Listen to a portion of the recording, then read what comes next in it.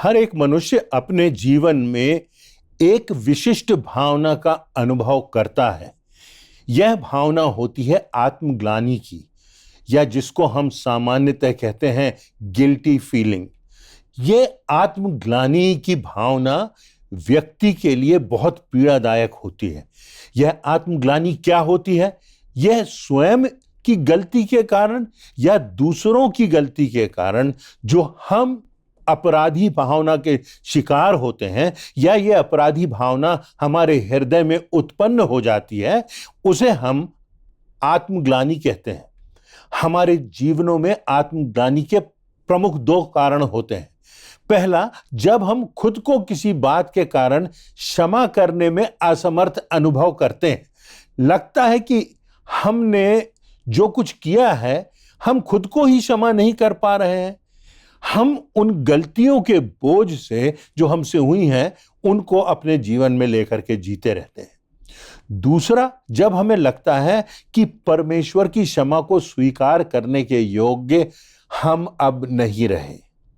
ग्लानि के कारण हम खुद की नजरों में अपने आप को गिरा हुआ और पराजित महसूस करते हैं। ग्लानि के कारण जो अपराधी भावना हमारे अंतर्मन में हो जाती है, उससे हमारा जीवन तनावपूर्ण, अशांत और कुंठित हो जाता है और हम अपने आप को असहाय और आशाहीन स्थिति में पड़ा हुआ पाते हैं। आत्मग्लानि से भरे हुए व्यक्ति को ऐसा लगने लगता है कि अब उबरने की कोई आशा नहीं रही। अब मानो जिंदगी में कैसे हम वापस अपने मार्ग पर आ सकेंगे, इन परिस्थितियों से उबर सकेंगे, अब संभव सा नहीं लगता। और यह भावना इतनी खतरनाक होती है कि कितनी बार कितने लोगों को यह आत्महत्या की दिशा में प्रेरित करती है। आत्महत्या की जो बात है वो भयावह बात है, क्योंकि अगर हम सोच लें कि हमारी भावना या हमारा बोझ इतना बड़ा हो गया है कि परमेश्वर की क्षमा भी छोटी हो गई है, परमेश्वर की क्षमा से भी बढ़कर, परमेश्वर के अनुग्रह से भी बढ़कर, परमेश्वर के प्रेम से भी बढ़कर, परमेश्वर के बलिदान प्रभु यीशु मसीह के क्रूस से भी बढ़कर हमारे पाप हो गए हैं। और दूसरी बातें जो परमेश्वर ने हमको दी हैं वो छोटी हो गई हैं। तो ये भावना हमको आत्महत्या की ओर ले जाती है, क्योंकि वास्तव में ऐसे में हम परमेश्वर की क्षमा को, उसके अनुग्रह को, उसके उद्धार की योजना को नकार देते हैं। इसलिए हमें ध्यान देना है कि हमारे जीवन में इस ग्लानि की भावना का कहीं कोई भी अंश ना बचे, और इसका समाधान हमको परमेश्वर के वचनों में, बाइबल में, प्रभु यीशु मसीह की शिक्षाओं में, उसके जीवन में, उसकी मृत्यु में और उसके पुनरुत्थान में दिखाई देता है। हमारा परमेश्वर जानता था कि मनुष्य के लिए आत्मग्लानि से भरा हुआ जीवन एक नारकीय जीवन होगा, और इसलिए आत्मग्लानि की भावना से हमको स्वतंत्र करने के लिए, आजाद करने के लिए, मुक्ति देने के लिए उस परमेश्वर ने अपने एकमात्र पुत्र प्रभु यीशु मसीह को बलिदान कर दिया, जिसके निष्कलंक और पवित्र लहू से हमारे लाही रंग के पाप भी धुल सकें और हम इस आत्मग्लानि की भावना से, इस गिल्ट की फीलिंग से हम मुक्त हो सकें। हर एक व्यक्ति की यह भावनात्मक आवश्यकता होती है कि कोई ना कोई उसका बिल्कुल अपना हो, कोई उसे सच्चाई से, दिल से प्यार करने वाला हो, वह किसी के लिए बहुत महत्वपूर्ण हो, उस व्यक्ति के जीवन की सार्थकता को कोई दूसरा स्वीकार करता हो, उस व्यक्ति से सच्चे मन से कोई प्यार करता हो। जब व्यक्ति के ये भावनात्मक जो भाव हैं, ये आवश्यकताएं हैं, ये पूरी होती हैं, तब उसे अपना जीवन सार्थक लगता है, उपयोगी लगता है। ऐसा लगता है कि हमारे जिंदगी में हम आगे बढ़ पाएंगे। एक सामर्थ्य मिलती है, एक ऊर्जा मिलती है कि हमको समझने वाला, हमको प्यार करने वाला, हमको क्षमा करने वाला कोई है। हमारे जीवनों में आत्मग्लानि की भावना आने के कई कारण हो सकते हैं। कोई अनैतिक संबंध, कोई नशे की आदत, गलत संगति, अश्लील साहित्य, अश्लील मूवीज की लत, अपेक्षाओं में खरे नहीं उतरना, रुपए के लोभ में फंसकर गलत काम करते जाना, किसी के साथ विश्वासघात करना, प्रेम में, परीक्षा में या इंटरव्यू में असफल हो जाना, उधारी का बोझ बढ़ जाना, ये जीवंत बातें हैं। इनसे होकर आज संसार, इनसे होकर लोग गुजर रहे हैं, चाहे कोई व्यक्ति कितना भी बड़ा हो, चाहे कोई व्यक्ति किसी भी सभ्यता या संस्कृति में हो, किसी भी देश में हो। आज के संदेश में परमेश्वर के वचन के परिप्रेक्ष्य में हम देखेंगे कि हम अपने जीवन से आत्मग्लानि की इस भावना को कैसे दूर कर सकते हैं, कैसे हम इससे मुक्त हो सकते हैं और इस बात को जान सकते हैं कि परमेश्वर की दृष्टि में हम प्रमुख हैं। परमेश्वर हमसे प्यार करता है। परमेश्वर हमको क्षमा का 2 बार, 3 बार, अनेकों बार, कई गुना जितना हम सोचते हैं उससे ज्यादा अवसर देता है, बार बार अवसर देता है। अपनी बाहें फैलाए परमेश्वर हमारा इंतजार करता है और परमेश्वर की दृष्टि में हम इतने प्रमुख हैं कि उसने प्रभु यीशु मसीह का लहू बहाकर, प्रभु यीशु मसीह को इस संसार में हमारी आजादी के लिए, हमारे उद्धार के लिए भेजकर हमको इस ग्लानि की भावना से मुक्त कर कर स्वतंत्रता का जीवन देने के लिए, अनंत जीवन देने के लिए, मृत्यु के पार जीवन देने के लिए हमको इस संसार में अपने पुत्र का बलिदान दे दिया, जिसने मृत्यु पर विजय प्राप्त की। तो आइए हम इस बात को और अधिकाई से समझें। पहली बात, हमको आत्मग्लानि से मुक्त होने के लिए पश्चाताप करना है। आत्मग्लानि से उभरने के लिए जरूरी है कि जो गलती हमने की है, जो पाप हमने किया है, जो परमेश्वर की दृष्टि में अनुचित है, उसे हम स्वीकार कर लें, हम मान लें, उसे हम छिपाने की कोशिश ना करें, उसे अस्वीकार करने का प्रयास ना करें। बहुत बार गलती का एहसास अंतरात्मा में तो रहता है, परंतु अपने घमंड के कारण, अपने हठ के कारण उससे ऊपर हम उठने का प्रयास नहीं करते और उसे झुठलाने का प्रयास कर देते हैं। बाइबल में उत्पत्ति की पुस्तक में हम पाते हैं, जब कैन के बलिदान को परमेश्वर ने स्वीकार नहीं किया तो वह आत्मग्लानि और क्रोध से भर गया, क्योंकि उसके भाई का बलिदान, हाबिल का बलिदान स्वीकार कर लिया गया। और कैन इतना अधिक इस भावना से ग्रसित हो गया, आत्मग्लानि और क्रोध से ग्रसित हो गया कि उसने अपने भाई हाबिल की हत्या कर दी। बहुत बार गलती का एहसास तो हम करते हैं, परंतु उसका पछतावा हमें नहीं होता, और कभी कभी यह पछतावा इतना ज्यादा होता है कि हम स्वयं को व्यक्तिगत रूप से पीड़ित करते जाते हैं, यहां तक कि जैसा मैंने कहा, आत्महत्या तक करने को प्रेरित हो जाते हैं। यहूदा इस्करियोती इसका ज्वलंत उदाहरण है। उसको अवसर था कि वह पश्चाताप कर लेता, उसको पश्चाताप तो हुआ, परंतु उसका पश्चाताप अधूरा था, पूरा नहीं था, क्योंकि पश्चाताप का एहसास उसे हुआ और उसने आत्महत्या कर ली, उसने अपना जीवन समाप्त कर लिया।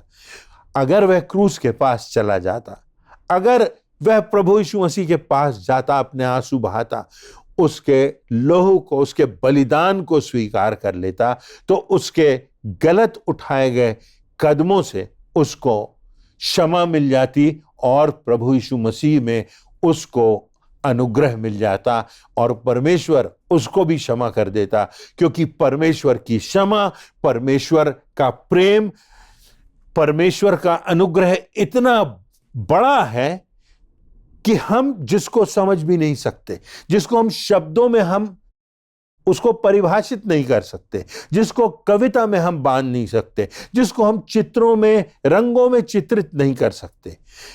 परमेश्वर का अनुग्रह हमारे हर एक पाप से बड़ा है। उसका प्रेम, उसका आमंत्रण, उसकी क्षमा हमारे जीवन के लिए उपलब्ध है। तो पछतावा करने में और पश्चाताप करने में अंतर होता है।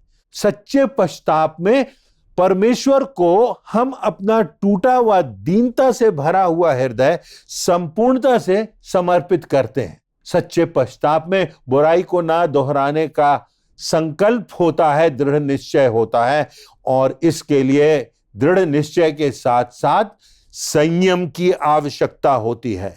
सच्चे पश्चाताप में मनुष्य को परमेश्वर के साथ उसके प्रेम, उसके सामर्थ्य व सहायता की निश्चितता प्राप्त होती है। पश्चाताप हमारी कितनी भी निम्नतम दशा में हम हों, हमको उबारता है। दूसरा कुरिन्थियों के 7वें अध्याय और उसकी 10वीं आयत में लिखा है, क्योंकि परमेश्वर की इच्छा के अनुसार जो दुख होता है वह ऐसा पश्चाताप उत्पन्न करता है जिसका परिणाम उद्धार और जिससे पछताना नहीं पड़ता, परंतु शारीरिक शोक से मृत्यु उत्पन्न होती है। पतरस ने प्रभु यीशु मसीह को पहचानने से 3 बार इंकार किया, परंतु पतरस ने अपनी गलती का एहसास किया और उसने सच्चा पश्चाताप किया। वह प्रभु यीशु मसीह के पास आया और संपूर्णता से उसने अपना जीवन प्रभु यीशु मसीह को समर्पित कर दिया। याकूब के 5वें अध्याय की 16वीं आयत में लिखा है, इसलिए तुम परस्पर अपने पापों को मान लो और एक दूसरे के लिए प्रार्थना करो, जिससे कि तुम्हें चंगाई प्राप्त हो। यदि हमें आत्मग्लानि की भावना से उबरना है तो हमें अपने पापों को स्वीकार करना है, अपनी गलतियों को मानना है और संपूर्णता से परमेश्वर की निकटता में जाके संकल्प करना है कि अब हम परमेश्वर के रास्ते पर चलेंगे। पुराने रास्ते से हमको संपूर्णता से मुड़ जाना है और परमेश्वर के रास्ते पर कदम आगे बढ़ाना है। दूसरी बात, हम परमेश्वर की क्षमा को स्वीकार करें। परमेश्वर की यह प्रतिज्ञा है कि वह पश्चातापी व्यक्ति को पूर्ण रीति से क्षमा करेगा। परमेश्वर अधूरा कार्य नहीं करेगा। जब हम सच्चे मन से पश्चाताप करेंगे तो सच्चाई से, संपूर्णता से परमेश्वर की प्रतिज्ञाएं हमारी जिंदगी में पूरी होंगी और उसकी संपूर्ण क्षमा हमको मिलेगी और वो प्रभु यीशु मसीह के रक्त से धोकर हमारे अतीत को साफ कर देगा और प्रभु यीशु मसीह की धार्मिकता हमारे जीवन में चमकने लगेगी। यूहन्ना के पहले पत्र के पहले अध्याय की 9वीं आयत में लिखा है, यदि हम अपने पापों को मान लें तो वह हमारे पापों को क्षमा करने और हमें सब अधर्म से शुद्ध करने में विश्वास योग्य और धर्मी है। नीति वचन के 28वें अध्याय की 13वीं आयत में लिखा है, जो अपने अपराध छिपाता है वह सफल नहीं होता, परंतु जो उन्हें मानकर छोड़ देता है उस पर दया दृष्टि की जाती है। यदि हमने परमेश्वर से क्षमा मांगी है तो यह विश्वास करना होगा कि परमेश्वर ने हमें संपूर्णता से क्षमा कर दिया है।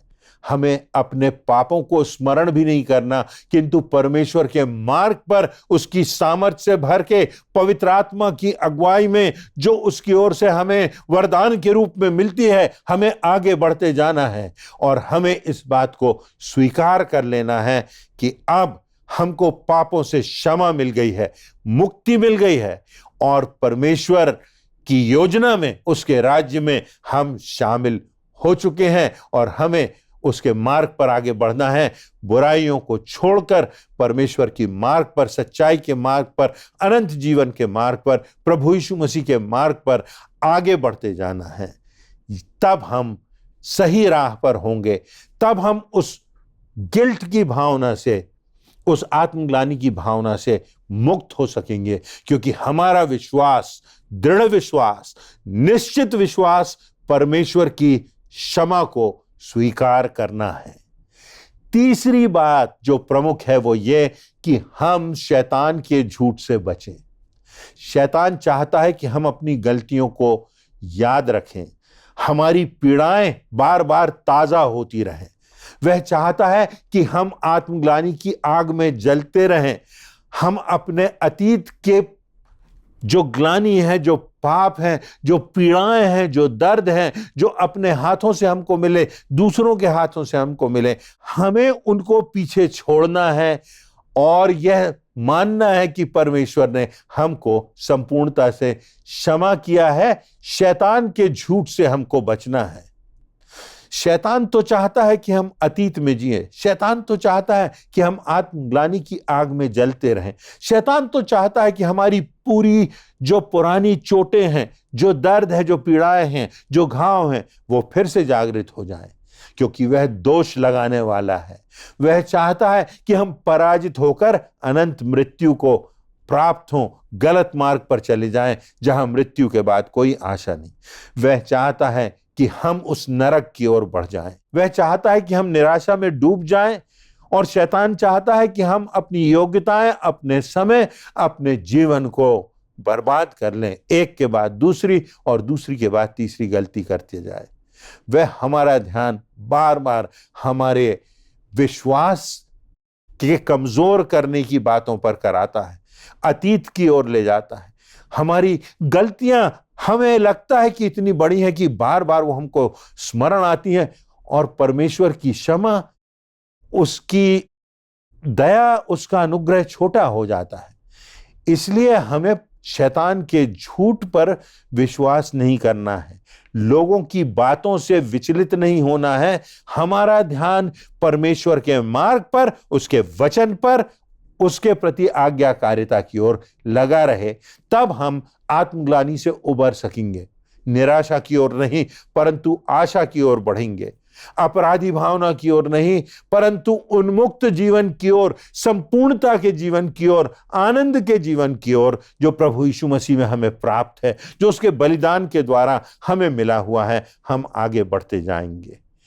शैतान चाहता है कि हम उस ग्लानि की भावना में बने रहें, ये देखते रहें कि हमारा अतीत कैसा था, हमारे पारिवारिक परिवेश कैसा था। अरे लोग तो हमें इस नजर से देखते हैं, लोग तो हमारे परिवार को नीचा समझते हैं, लोग तो हमें शंका की दृष्टि से देखते हैं, लोग तो हमें उसी परिस्थिति में देखते हैं जब हम पापी थे, जब हम बुराइयों में फंसे हुए थे, जब हमने गलतियां की थी।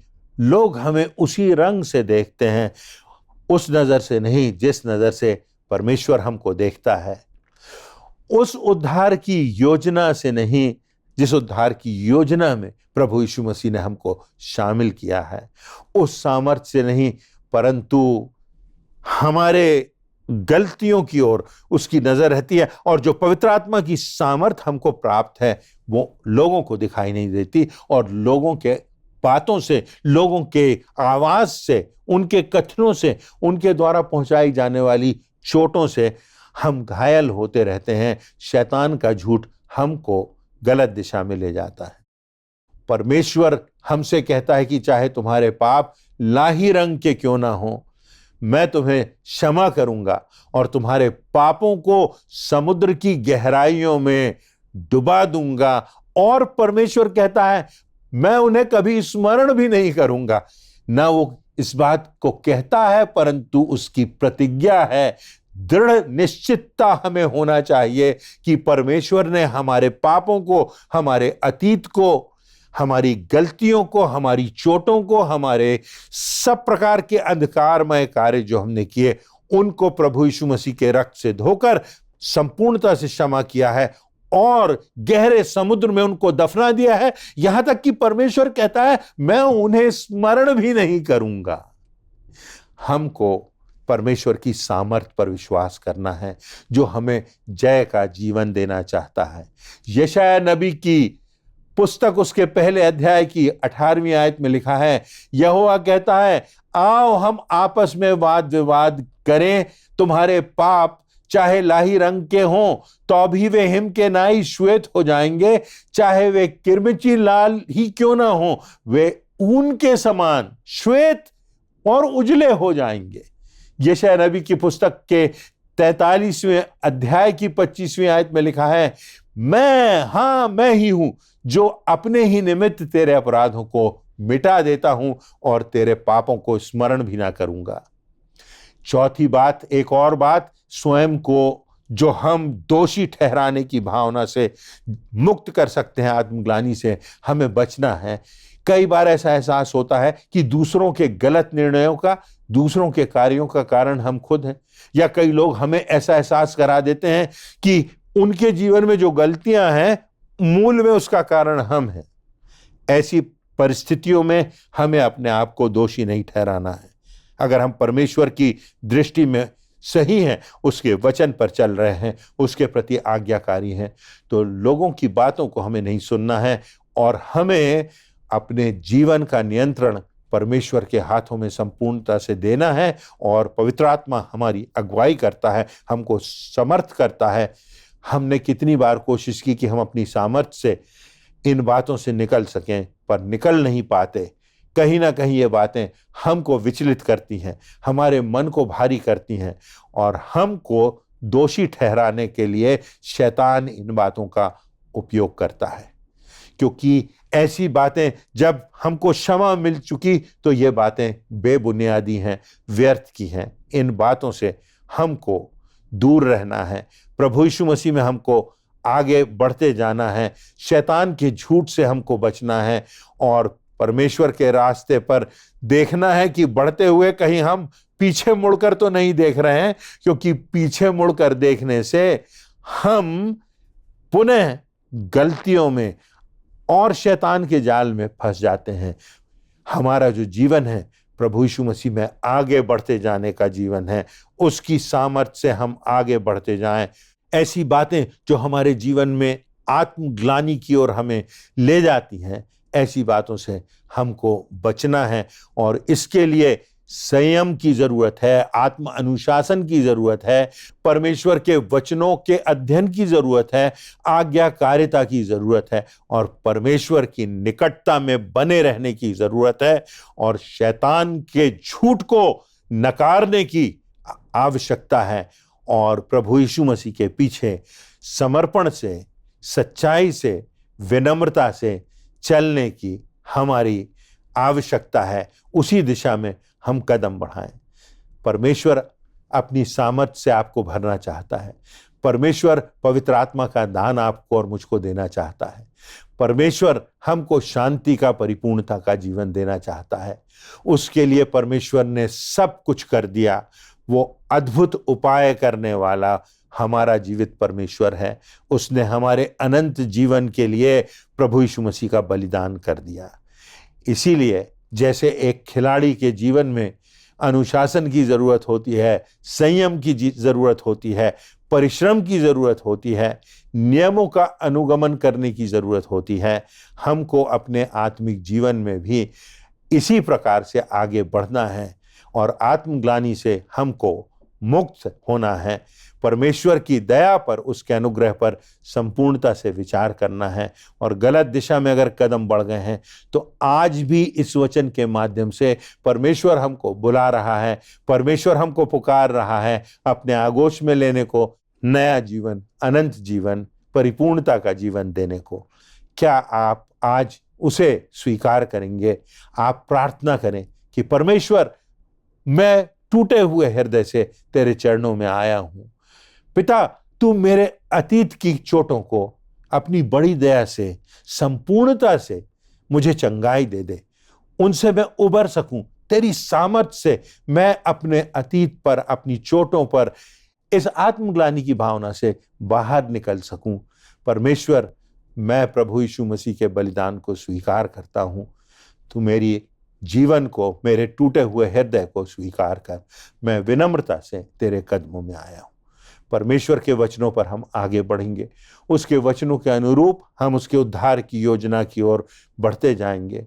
परमेश्वर हमें क्षमा करेगा, परमेश्वर हमको अनंत जीवन देगा।